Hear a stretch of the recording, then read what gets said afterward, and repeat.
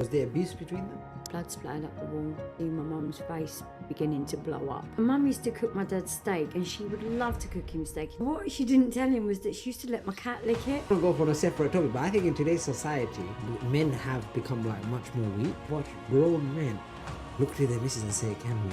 I fell pregnant at 14, and I probably shouldn't have had it because I was quite far gone. He'd walk his dog and he'd say, "You can come up and see him if you want." It was inappropriate in an abusive way, sexual abuse. Somebody found out. He was setting fire. Tell us maybe like a little bit about how destructive it actually got. Watched me dig up my back garden with my bare hands.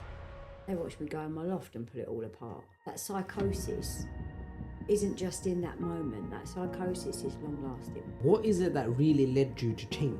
Alright guys, and welcome back to another episode of the Getting Real with Ollie podcast. I'm here with a very special guest. Anne, how are you feeling? Good, thanks, Welcome Ollie. to the show. Thank you. Thanks for having me. Look, I want to get into it, yeah? So the first thing I usually, the way I take it with my guests is the first thing I want to know is maybe tell us a little bit about your childhood. Okay, so maybe we'll start off with, tell us a bit about maybe the relationship with your parents. So maybe tell us about that dynamic. Tell us about who was you when you were growing up. Truth be told, I don't think I really knew who I was growing up. Yeah, I didn't really fit in anywhere. I would be many different people, you know. I would be whoever the group was, and then if there was another group and that was different to that one, I'd be that part of that group, you know, to make sure I fit in. And it was tough because you don't feel like you belong anywhere. So that was me. But my parents, my relationship with my parents are very different. So my relationship with my mum as a young child was very, it was tough, you know. My mum had her own fair share of problems. So mental health, you know, she was drinking, as was my dad. They're alcoholics. So, but my relationship with her was very turbulent, and I never understood why, you know, as a child. So it left me feeling like, why? What have I done something wrong? You know, and I hadn't. I was just a child. So my dad kind of tried to make up for that, and it wasn't that my mum was a bad mum. It was just that she only loved me the way she knew how. She didn't know anything different, and I don't hate her for that. I don't think bad of her for that. You know, I don't. Do you think that's why you was like maybe compensating and trying to adapt to the group because of maybe that lack of love that you were being shown in the house? That's a really good point, actually. It probably was. It wasn't so much in my house because my mum would show me love, but it was very rare, very rare. But she was never shown that. You can't, and people, I've heard it said before, people can't give what they haven't been shown, and that was my mum. That's not for everybody because I've been able to give love. Do you know what I mean? And I wasn't always shown it from my mum. And as a mum, I've been able to give that, maybe not to the best of what my kids needed. In fact, definitely not. But my dad was a different story. My dad was a lot older than my mum, so he'd already had children, whereas my mum hadn't. She only had me. A very loving relationship with my dad. You know, I used to call him my gladiator. So he was. Why? Because he was, although he was an alcoholic, he would get up in the morning. He would work out for 2 hours. He would drink like raw eggs, eat good food, give up smoking now and again, you know, always kept his health good. He was a well-built man. And when I was a child, we used to watch Gladiators together. So I was like, well, you're my gladiator, Dad, you know, Right. which was really, really lovely. Yeah, it was a good relationship with my dad when I was a child. When I was young, that changed. Now, I guess when you're young, you see your parents in a almost superhuman light, isn't it? And eventually there comes to a realization. So, you know, when you say that your mum didn't show you love or she showed it the love the way she knew, what do you mean by that? So, like, what are we talking here? Is it tough love? Is it? No, she didn't know how to. I knew she loved me because she would say it, and although it wasn't, I love you, you know, It was, yep, love you, or not in the high pitch, but love you. It wasn't. It didn't have meaning behind it, but I knew she loved me. A mother, I don't believe that a mother cannot love their child. Maybe that was what I wanted to tell myself. I don't know, but she would occasionally we'd have like these little moments where I'd put on loads of songs on the thing, and I'd dance around the living room with her. It'd be short lived. Do you know what I mean? But that was our moment. And she'd do that with you? Yeah. Not regular. Very, very rare. What do you think made her do that randomly? Do you think that was like her real self? Was she an alcoholic too? Yeah. Yeah. Yeah, she was. And that progressively got worse, obviously, as I grew up. It wasn't... It was bad when I was young, but the health complications came in as I grew up, which was quite tough. So it was kind of nice, really, having that as a child. That, my mum was beautiful as well. So watching the alcohol take effect as a child was quite tough. Why do you think they started it themselves? What, do you think drinking? they repeat? Yeah, do you think they were repeating the cycle of things that went through them in their own life? Like, how did they meet your parents? Do you know? Do you know? I'm not 100%. Probably in a pub, Ollie. Probably in a pub. My mum was probably working behind the bar. To be honest, that's probably where it was at. And she used to work behind the bar. And my dad probably come in and and they probably started talking. But from memory, I believe that is what happened. But yeah, I think they were both trying to deal with things that they didn't know how to deal with. So tell us maybe, because are you saying that it had like an effect on you, right? In the sense of like, it had effects on her health over time. So maybe tell us like some of the things that, you actually saw. Like, what did you see that made you over time recognize that maybe my parents aren't the superhumans that I thought they were? Because you said you came out of that, right? Not to say that you stopped seeing them as, role models, but at some point you recognize that, hey, there's trouble. Yeah. There's trouble in the waters, stuff like that. Maybe take us through maybe some of the things that you actually saw, and how did that affect you? Like, did you take on responsibilities, that kind of thing? Yeah. So, no, I'm not going to say responsibility, no, as such. But my mum, I noticed it in first. My dad was able to polish a turd. That's the only way I can explain it. He was able to sugarcoat things. He could mask and look after himself health-wise, he knew what his body needed, and he took note of that. So he was able to keep in good physical shape, kept his skin good and things like that. And although my mum did do those things, my mum would drink to blackout, which I actually understand now, being an adult. I understand why she did it, why that was something she couldn't control. That's where it's at. It wasn't. She didn't want to go there always through her own. I'm going to drink that, and I'm just going to be legless. You know what I mean? That wasn't always a thing. She just didn't know when to stop. Whereas my dad had that control.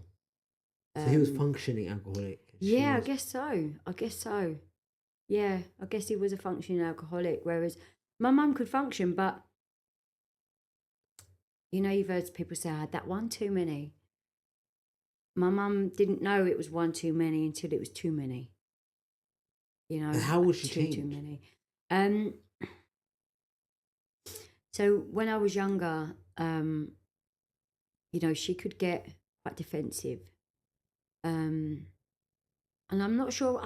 I think my dad used to wind her up as well. Do you know what I mean? Like, because it was very toxic. So although I didn't always see it, I did hear it at times.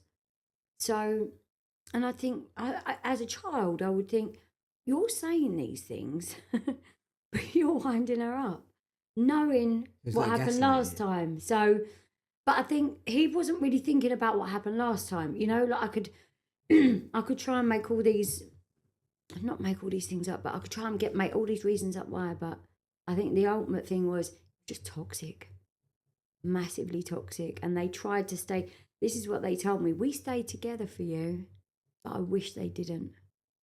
Why? Because they wanted me to have the mum and dad growing up. A lot of my friends didn't. They had stepdads or stepmums, you know. And they felt proud to say that I had my mum and my dad at home. But I would have given my right arm for them to have split up, got happy, which in turn I would have been happy, you know? Because ultimately I'm seeing the two people that I love most miserable more often than not, and then drinking every day. Was the marriage loveless? I don't think it was loveless. No, I don't think that. You know, I did question what love was when I was growing up. I think, wow, I'm married, and if that's what marriage is about, like, I don't want none of that. You know, because our upbringing is normal, isn't it? Yeah, exactly. It's normal to us. You know, so yeah. But I definitely don't think it was loveless. No. So was there like, so you said toxic, was there abuse between them? Oh yeah, they would fight. I laugh because it's sometimes it's a nervous laugh. It takes me back to my childhood when I think about these things, and that's a scary place to be. Yeah, they would fight. There was a lot of bloodshed, you know. They both got really hurt, like a lot. Like, what do you mean, like blood? Like I would get up, you know, when everything had gone quiet in my flat where I lived with my parents. I would get up, and there'd be blood splattered up the wall. The window's got a hole in it. Like my front room window's got a hole in it. And there would be blood all over the floor. You know, I remember my dad having a slit on his arm here once. I could see my mum's face beginning to blow up, you know. I use the phrase Quasimodo because I got hay fever, so I use that a lot. So that's my go-to, but that is what she looked like, you know. It's like, I looked and I used to think, like, I remember one time actually I looked at her and I didn't know she was my mum. Wow. So, yeah. Because you couldn't recognize her because the No. beating was that bad? Yeah. Yeah. So then take us through, how are you dealing with this? Seeing this, how is this affecting you as a young person? Another really good question. I think, to be honest, I'm still dealing with that because it's not something that I've been able to say, I dealt with that and that's fine now. I don't think it'll ever be fine, but I have a better understanding of it today. Having lived some of that lifestyle myself as well, so I have a better understanding of it today. Yeah, it was hard, Ollie. Because I didn't understand it. I didn't know why the two people that I love are hurting each other. I didn't think about the pain it was causing me at the time. Just seeing the two people that I love, that I look up to, that are my inspiration in life, so hurt. Do you have any good memories, like as a family, that you guys spent together? Not really. Not that we spent together. We was meant to go on this holiday to Bognor Regis, and it was supposed to be the best holiday, right? And I laugh because I ended up going out for 2 or 3 nights just on my own because they were too busy fighting and arguing. So I did have a good time, but without them. But what would spark these arguments? Do you know what? It could be not enough sugar in the tea, Ollie. Honestly, like that's where it goes. I think they were fed up of each other, wasn't it? Yeah, no, I will tell you something that is quite funny because I like to liven it up a little bit. Is that my mum used to cook my dad steak, and she would love to cook him steak, and he'd go, "You love doing this for me, don't you, Joe?" And she'd go, "Yeah." But what she didn't tell him was that she used to let my cat lick it and then serve it off on the plate for him. Honestly. Why did she do that? Because that was her way of getting back at him. If he'd got narky with her throughout the day and given her a bit of jip or whatever she considered to be, "You've got on my nerves today," Do you know what I mean? So she would go, "That's nice, that, isn't it, Rog? Enjoying your steak?" And would he ever know? She's made him pies with cat food in it with other, honestly. And he's still laughing, isn't But he? this is the little things that I can laugh about and that I have laughed about with my mum because they're both not here today, which is sad. But again, it's life, isn't it? So how did the relationship go as they got older then between you guys?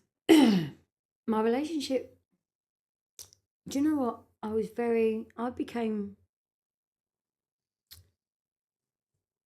was mischievous.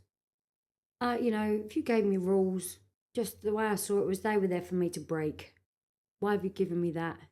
Now I feel an urge and a need to do what I want and not what you want me to do. Do you know what I mean? My relationship wasn't very good with them. Okay. And why did they stay together then, even after you guys got older?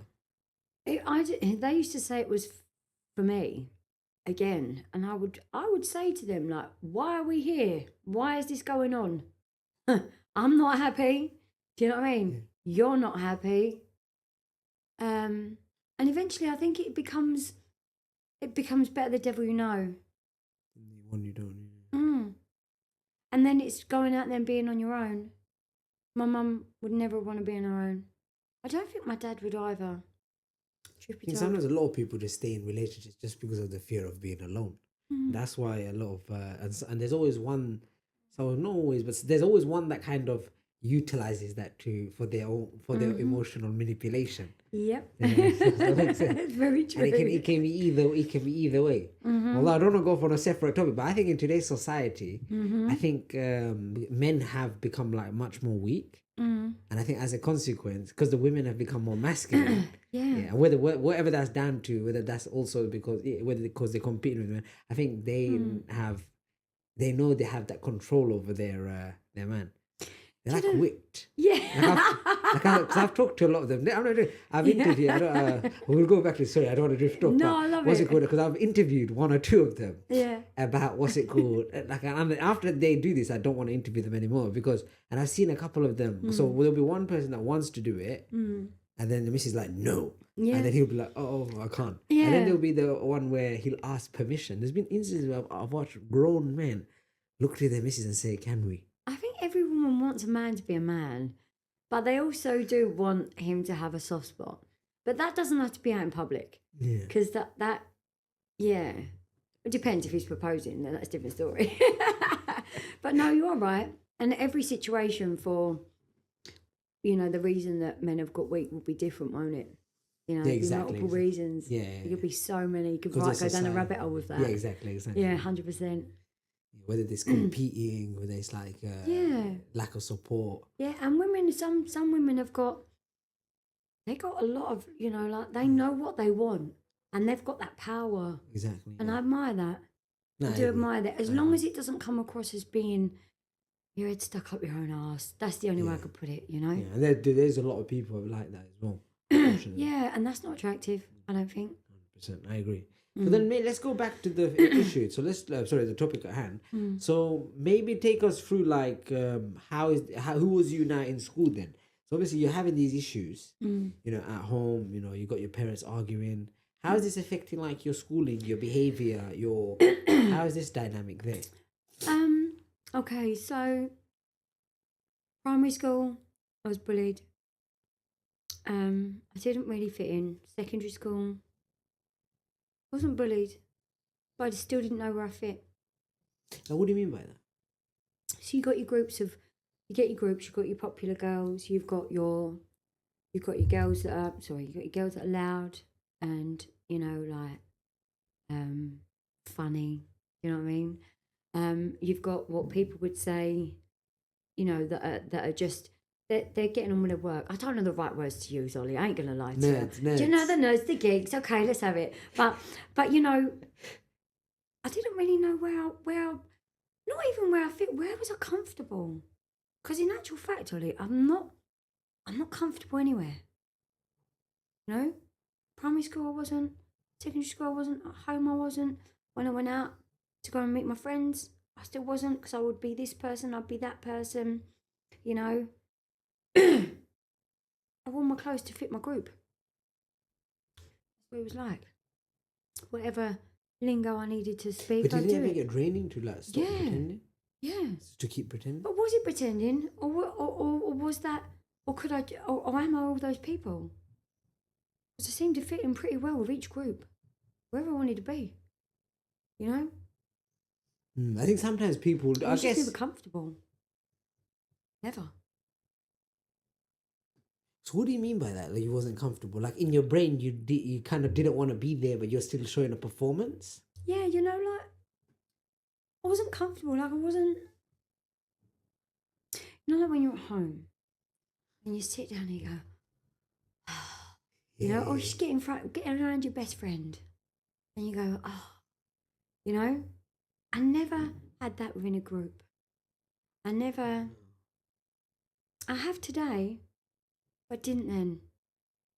And that was, to me, I thought it was normal. But Again, you did. Let me ask you a question here. And I'm testing. Did you find that you felt that sense of comfortability though when you was with men? yeah, to a degree. To a degree. I'm kind of like that as well because I feel like most places, I'm putting on the show. I'm there. I'm showing like I'm giving the energy. Yeah. But sometimes I actually don't want to even be there. Do you know? Is it making sense? Like it's hard to explain, but I know what you mean by that uncomfortable because only when you're by yourself, you kind of have that sense of when you have that sense of like comfort. Or when I'm with someone that I like, I'd have that sense of comfort as well. Yeah, someone who understands me as well. Do you know what?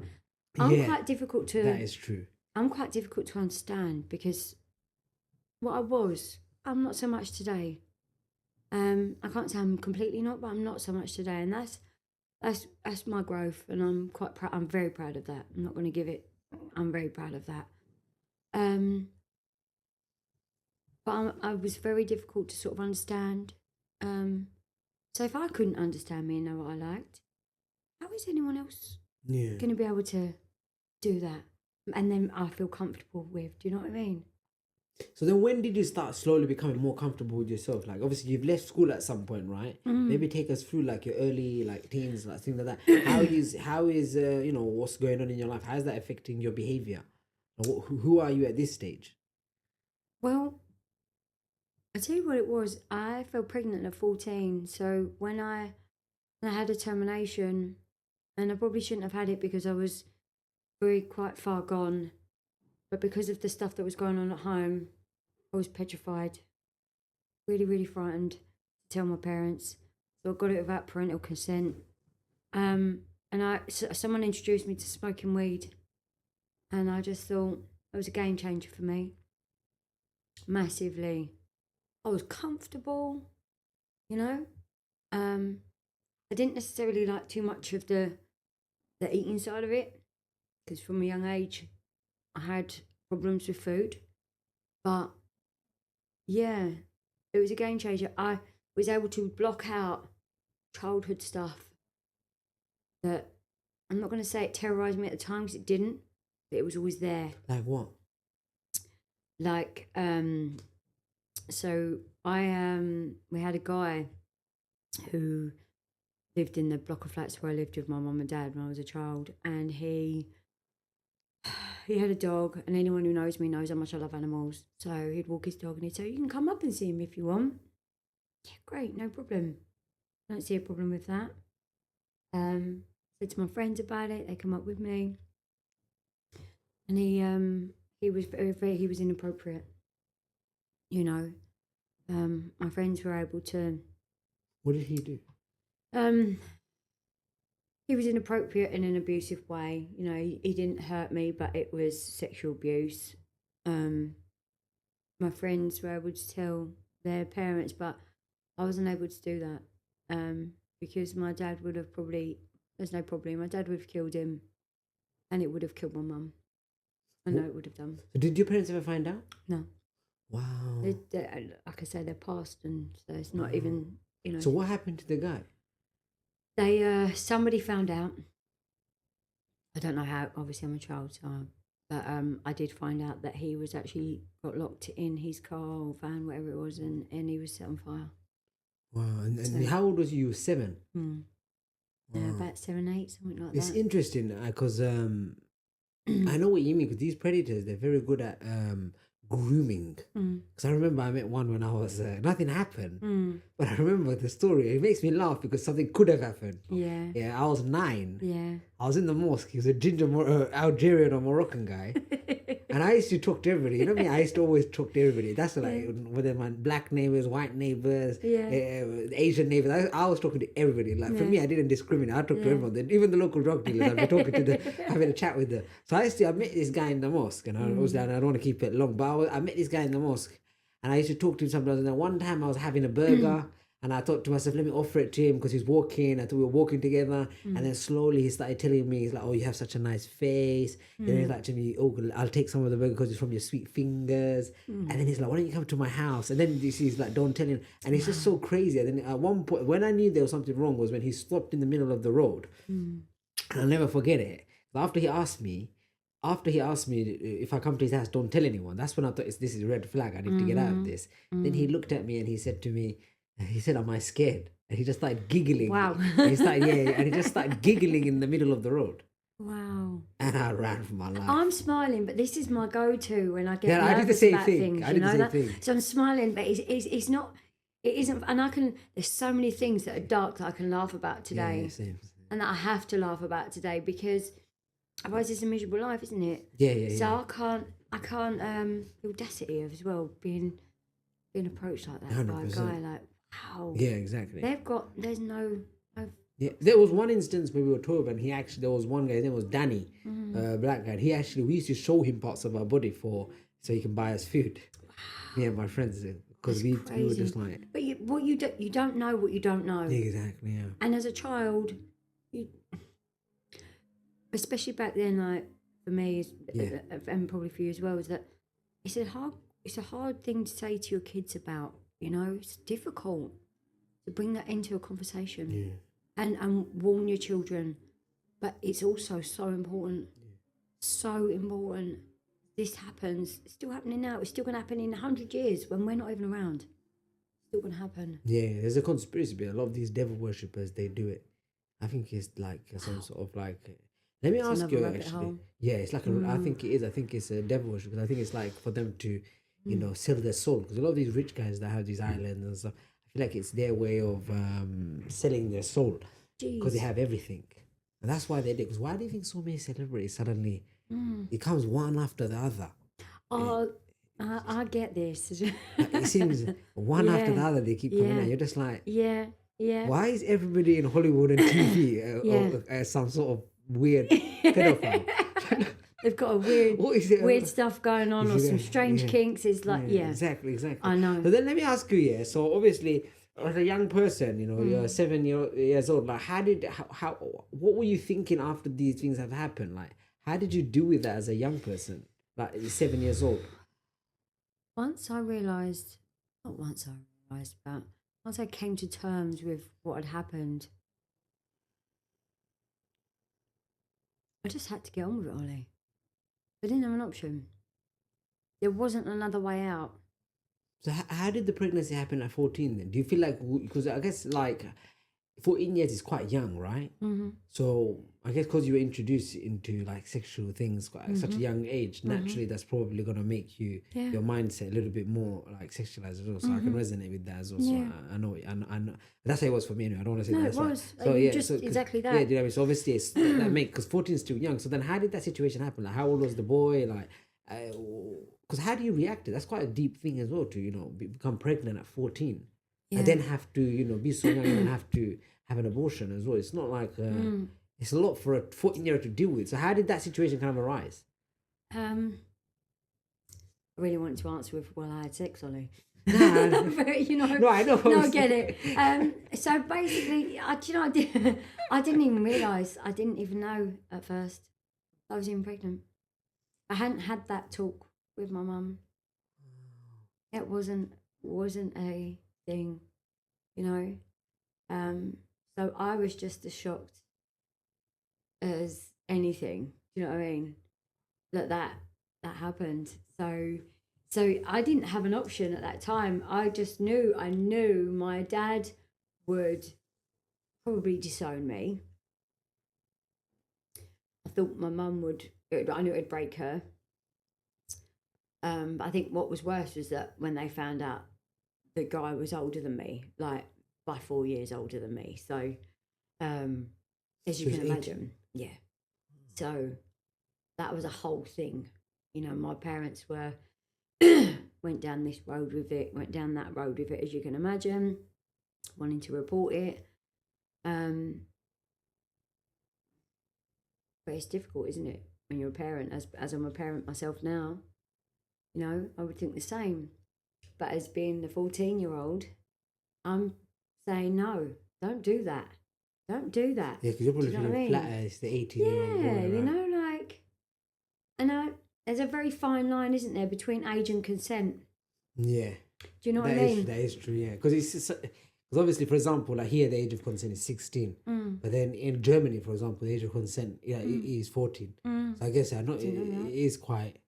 Yeah, even in certain European nations, it's still like 14. I think even in places like Greece. Wow. In Greece, it's 14 as well. So I don't know about France, but I know UK, obviously UK is 16. So it's the lines it's interesting because if like so for example, if something happened, like he would be classed as a pedophile in this country, the 18-year-old, because obviously he's legally an adult. But in Germany, it would be like normal, which is Crazy, weird. right?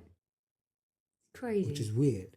So then, how did you meet him? Like, because at 18, because I think at that age, when you're 14, it's different. Because obviously, when you're 20 and they're 24, that it's different because you're both adults, right? But I think when you're 18, it's like, for example, you can see the disparity between a year 7 and a year 11. Even though the year 7 is like, it's 4 years gap, right? Yeah, I And get year it. 7 is like, you look at them, they're like babies. And then year 11, you're looking at some of them and they're like grown, they look like adults. Yeah. So that's actually quite, weird in itself. So how did he, like, how did you meet him? To be honest, I was a runaway child. I was a child when me and my parents moved, and I went into secondary school. I just got sick of their shit. That's the truth. We was on the ground floor now. We moved out of a high-rise block of flats. I was on the ground floor, and I was able to open my window and jump out when I got sick of hearing them. So that's what I did.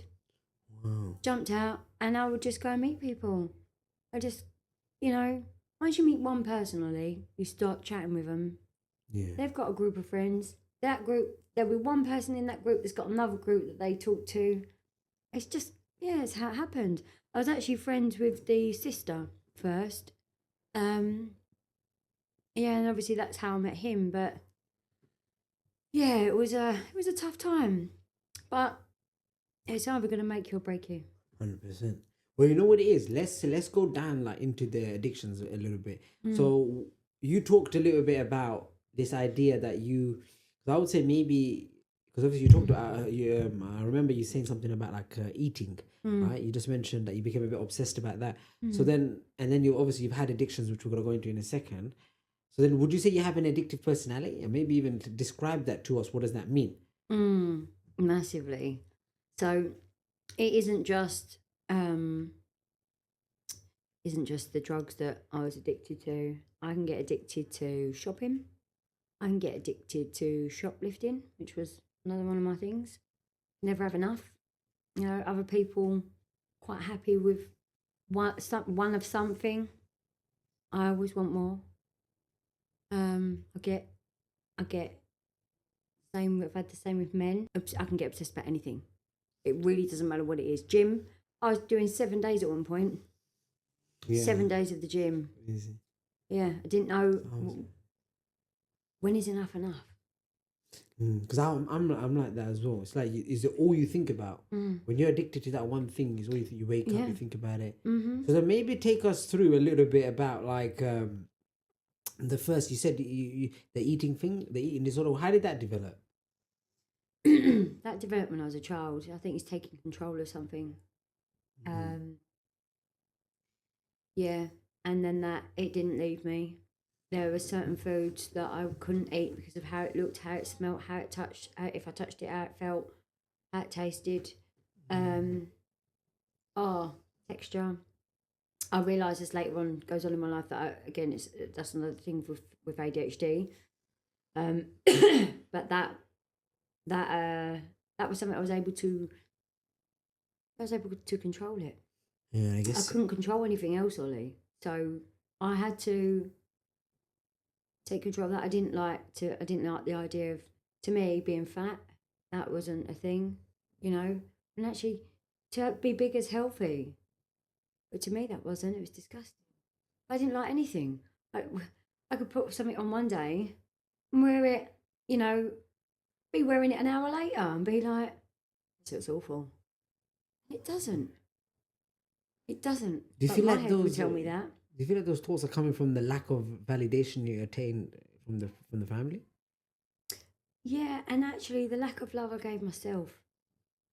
You And know, in part, it's probably the ADHD as well, isn't it? there's a multitude of things. 100%. You know, I've got other diagnoses that I understand today. So, So then, how did the addiction start? Maybe take us through that. At what point did you tell us about how your cocaine addiction started? At what point did you start to realize? How did that journey begin? I actually started. You know what? It's quite funny you should say that because I actually started off with amphetamines. So I just took a liking to speed. Someone gave me some speed one day, and I was like, off and running. That was me. It felt good. I didn't have. It was gonna stop me eating. I didn't have to sleep, which meant I didn't have to wake up feeling crap. And it numbed me. It numbed thoughts, feelings, numbed everything. You know, I was able to. I'm not going to say feel peace, but in the beginning I did. But as that progressed, that peace is not even a thing. But yeah, I did find some peace with that. And then, so at what point would you say you recognize it became an addiction? Um, probably about 10 years ago. Yeah, about 10 years ago. I was adamant that wasn't the case. So you was in denial? Yeah, maybe. I liked it. You know, you have a drink, don't you? That's what you say to people. You go out on the weekend, you do this, you do that. But my weekend became to get into the Wednesday, and then I just, you know, my head's starting to do a number on me. That's what happens. My mind will go before I make that decision, and the reason I make that decision is because my mind's gone. You know, it's gives you a bit of confidence, I guess. And so when you started realizing it was going on for days, you eventually, but was there a pinnacle point where you're like, okay, I cannot go without it? Yeah, when I couldn't get up in the morning without it. But you know, to be honest with you,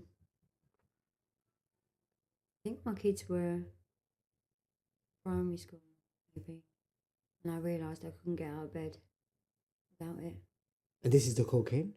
Maybe secondary school. No, this is the amphetamines. Okay. Cocaine has been in and out, in and out, in and out. But I used to, a lot of the time I did both. Wow. So again, Ollie, one thing's never enough.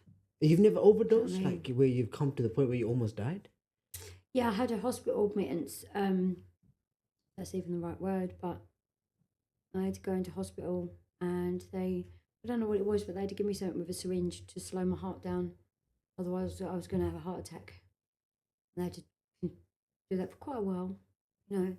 They said, you just need to lay down, you don't need to move. And I could feel it making me go like all woozy. And then all of a sudden, I'm like, whoop, took so much. Wow. I still discharged myself. And that didn't influence you away from it at all? Interesting. I have a heart condition. It doesn't stop me. What, still? Oh, you no. always? Yeah, I've it was from that moment, from that hospitalisation, that I was meant to stay there. I didn't. And I followed it up because I kept getting heart palpitations. I thought, oh, this is not good. This is not good. We have it in our family, heart condition. Like my cousin has it, and maybe I would have got it anyway.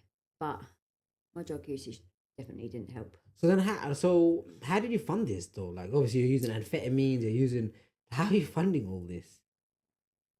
There's so many ways, Ollie. So many ways. Everyone can make a pound note. And if you want it, there's no one who can make money like an addict. There's no one who can get money like an addict. There just isn't. You know, funny thing, because I want to, because you said shoplifting. Was that part of it? Would you That tell us was a bit where I about that? started, because I started cocaine at 17. And how did you do it? Like, maybe tell the people a bit, like, how did it happen? Like, so what was it that you just went into a store and you'd sell it? Like, how would it? We didn't need a receipt then, show my age, but we didn't need a receipt. So yeah, I could go in, put a manufacturer's fault on, say, a suit, and they've got to give me the money back because it's a manufacturer's fault. And I was taught how to do that, you know? So I was able to get money. That was then. Why do you think an addict never fails to get the money? Someone said this as well. It's like, you have to be, because they're hungry. By the end of the day, whatever they need to do, they get done. So they need that money to buy You can steal a them. sandwich. You can't steal drugs from a drug dealer, can you? Oh. Do you know what I mean? It's true. It's very true. They And in the always grand do. scheme of things, you know, it's like someone else that's got a goal, you know, and their goal is, I want to make X amount of money by this day. If they want it enough, they'll make it happen, right? It's the same, just two different worlds. Yeah, that's how I see it. So then at what point did you tell us maybe like a little bit about how destructive it actually got with the situation, with the drugs, to the point where, to the point where you realize that this is actually an issue. So how destructive did it get? Because I remember you also saying as well that your children were in secondary school, primary school. So how is this affecting them as well? Wow. I will be giving them an amends for the rest of their life, and as long as I've got air in my lungs. That's where it's at. That's I've done to them, the trauma they've gone through and seen with me is crazy, Ollie. It's heartbreaking. You know, you can never change any of that. Now, what are we talking here? They've seen me go through psychosis. They have seen me, when I say like a size 6 was big on my waist, I was this close to being fed through a tube. I had to voluntarily give them up, and I had to fight for them to stay with my mum and not go into care. Just be placed separate places. I wanted them to be together, so they went together with to my mum's, and I had a lot of work to do on myself. They watched me dig up my back garden with my bare hands. They watched me go in my loft and pull it all apart. That psychosis isn't just in that moment. That psychosis is long lasting. There's a lump in my throat thinking about it. So then how do you deal with that now? I guess it's tough for any mum to have that self acknowledgement as well, because you're quite self aware. You acknowledge that you yourself have been a victim of trauma, but then also to an extent, because of your own traumas, you kind of continue the cycle till eventually, obviously, now you broke it. Yeah. But does that make sense? So how do you do it one day at a time? It's not,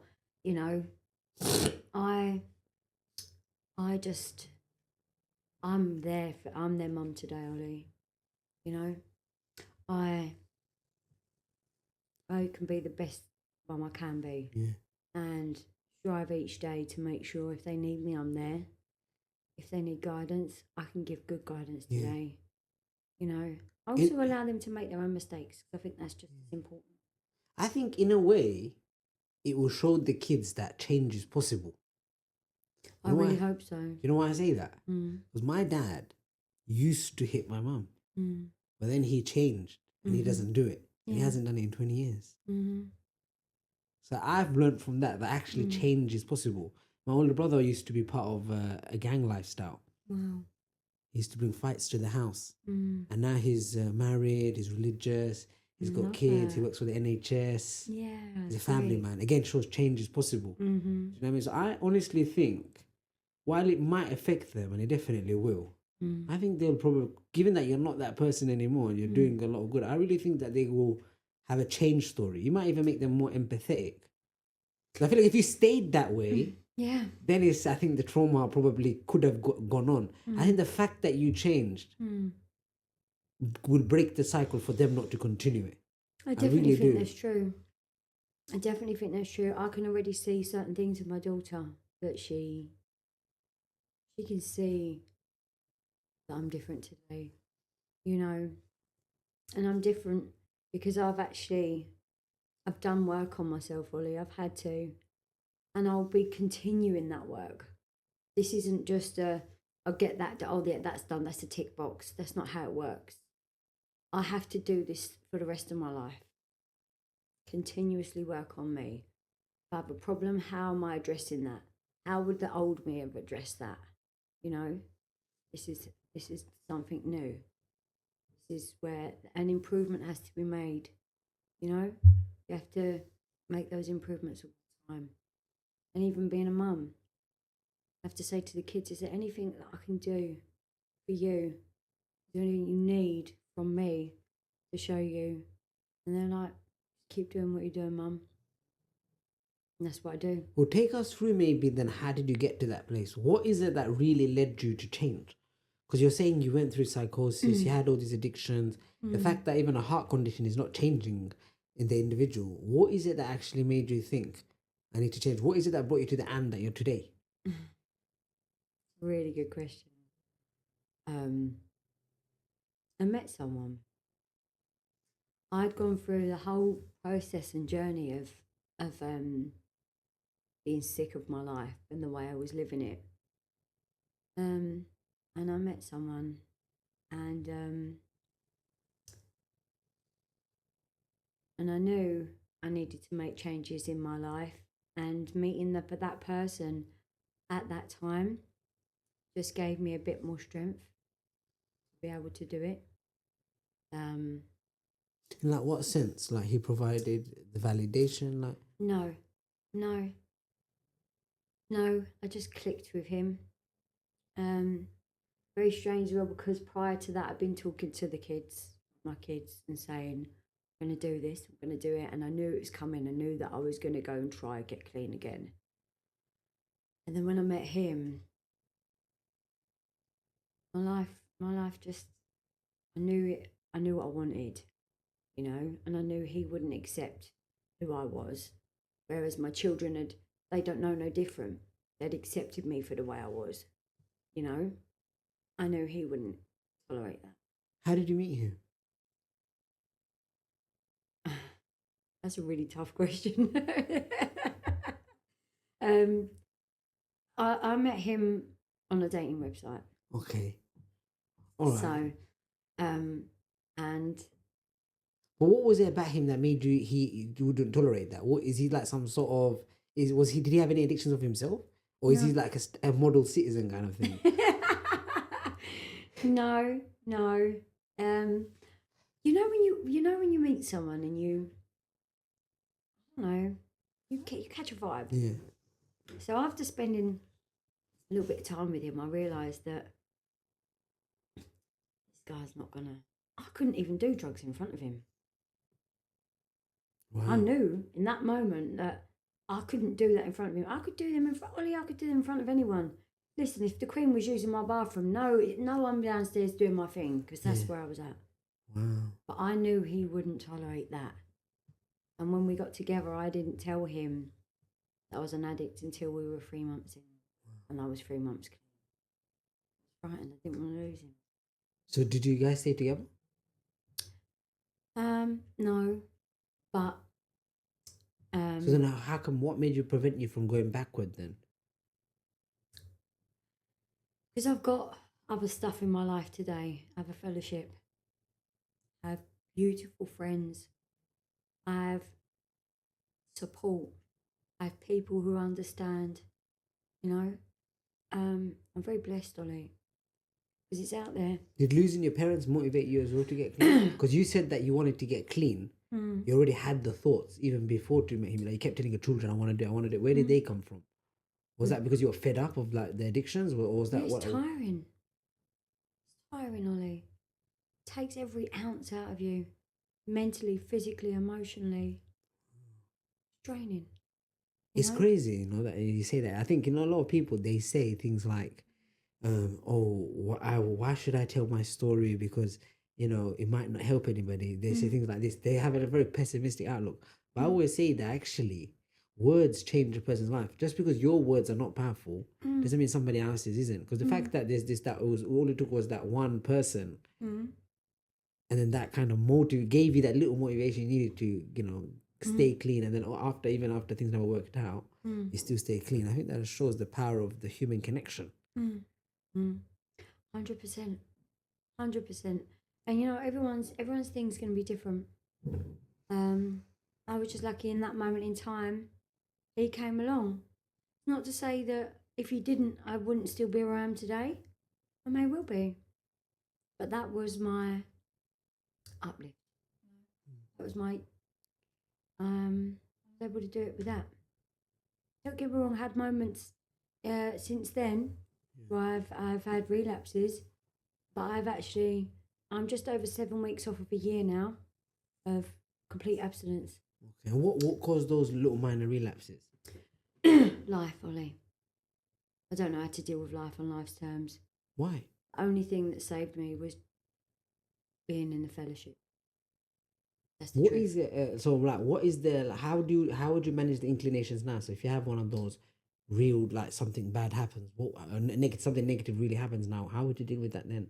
I've already had that, and I use the tools that I've been taught, and you know, I have something I can live by today, in the fellowship, with friends, with support, with love. 100%.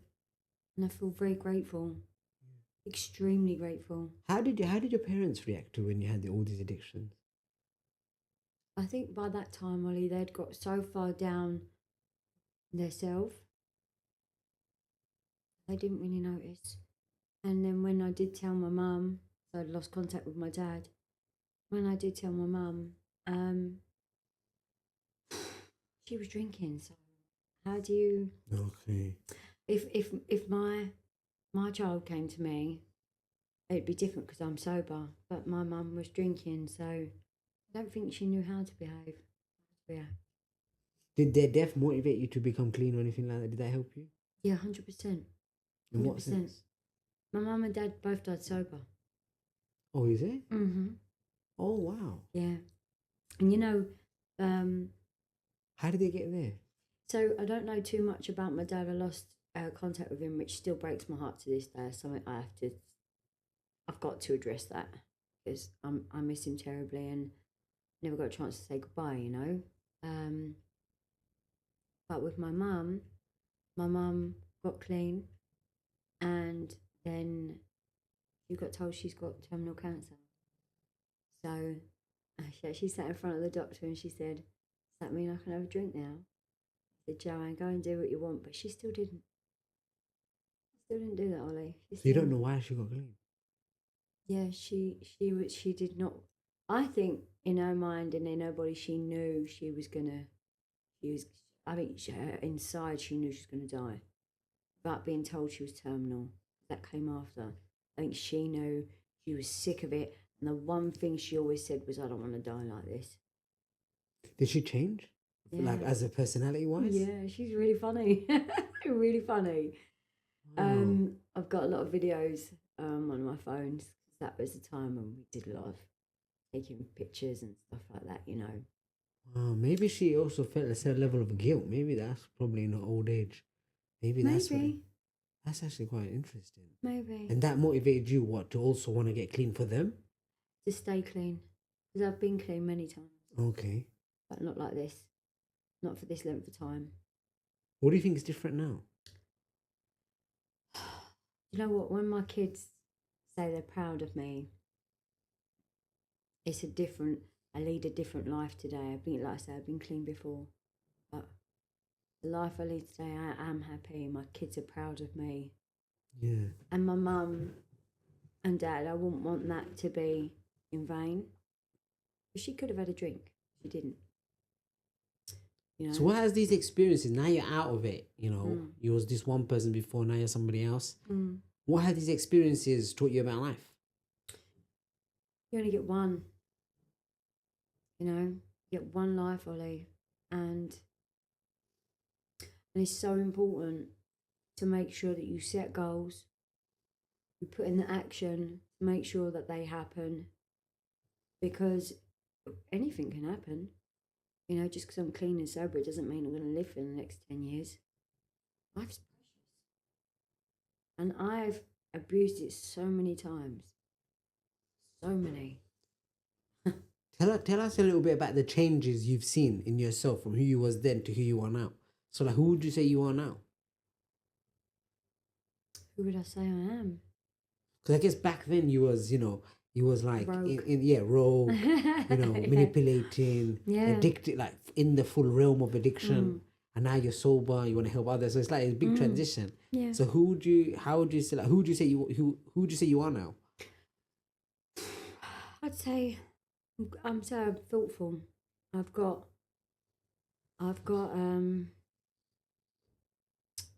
something to be proud of, and that's I can look in the mirror today, Ollie, and I'm proud of who I see back at me. I'm proud of the mum I am, proud of the daughter I've become, proud of the friend I am, and I actually love me a little bit more than I did yesterday.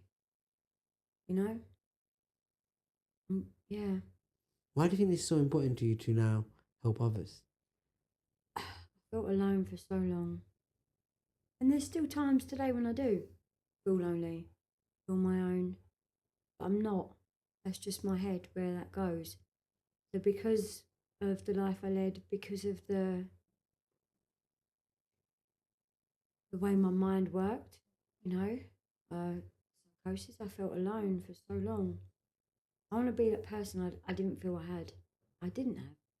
Even though I didn't feel, I didn't have that. I want to be able to be that person.